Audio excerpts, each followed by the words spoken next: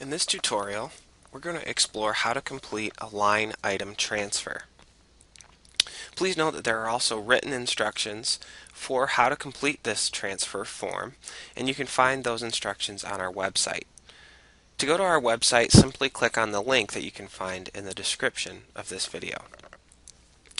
We will take a look at an example form, and I'll actually walk you through the process of completing one. However, before we do that, there are a few important things to note. First, the contract stipulates that any change of more than 10% or $3,000, whichever is greater, to a line item must receive the prior approval of the Department of Human Services. A line item overrun can sometimes be predicted in advance, so prior approval can be requested before a billing statement, which exceeds a line item maximum, is submitted. Transfers will not be approved after expenditures have already been made. The contractor cannot be reimbursed for expenses in line items that have zero amount in the budget.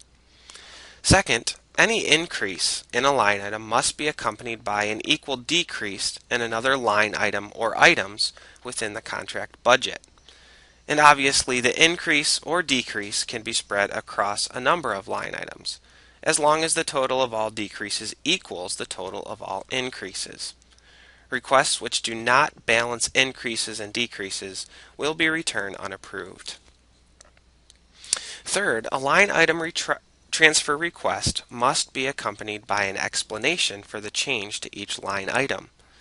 All increases and decreases must be explained fully in the appropriate section.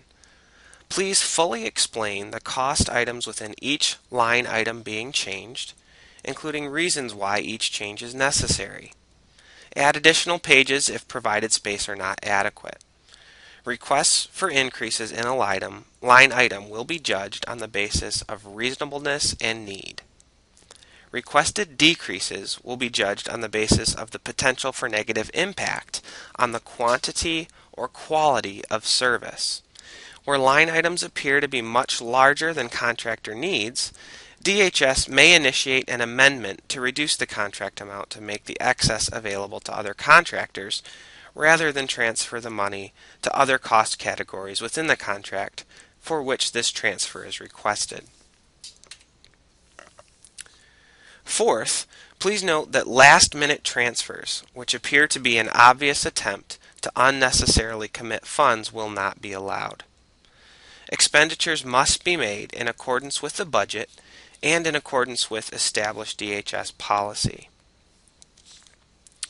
Finally, Form CM4074 should be used for all line item transfer requests. Make sure you print a duplicate copy for your records before forwarding it to the next level for approval. Forms should be submitted to Angelia. In case you don't already have her contact information, I've listed it on this slide here. Once you've gotten in touch with Angelia, she'll ensure that your line item transfer request gets processed appropriately. Now, with those basic things out of the way, we'll actually take a look at an example line item transfer request and actually fill one out so that you're fairly comfortable with the process. Now we're going to briefly walk through an actual line item transfer request, and you can see the completed form on the screen now. In the first section, I'll simply indicate my contact information, the contract number, as well as the contract period. And that section's fairly self-explanatory. I also need to indicate the change that's requested and how it impacts the contract period. So as you can see, I have 5 different options. I can select that this request should impact the current and all subsequent contract periods, or I can indicate which specific years this request will impact. And in this case, I have indicated that this request will impact year 1 only. And in the next section, we can actually see my line item budget.